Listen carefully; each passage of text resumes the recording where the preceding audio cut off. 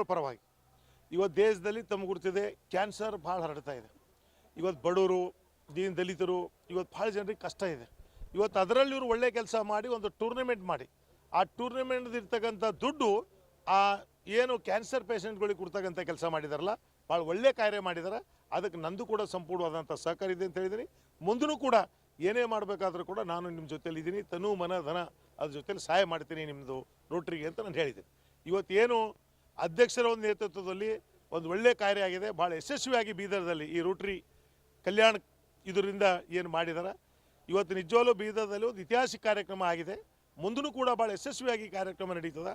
ಇವತ್ತು ರೋಟ್ರಿ ಅಂದರೆ ನಿಮಗೆಲ್ಲ ಗೊತ್ತಿದೆ, ಬ್ಲಡ್ ಡೊನೇಷನು, ಇವತ್ತು ಸ್ವಚ್ಛತಾ ಕಾರ್ಯಕ್ರಮ, ಬೇರೆ ಬೇರೆ ರೋಟ್ರಿ ಭಾಳಷ್ಟರಲ್ಲಿ ಇವತ್ತು ಇಡೀ ದೇಶದಲ್ಲೇ ರೋಟ್ರಿ ಭಾಳ ಒಳ್ಳೆ ಕಾರ್ಯಗಳು ಮಾಡ್ತಾಯಿದೆ.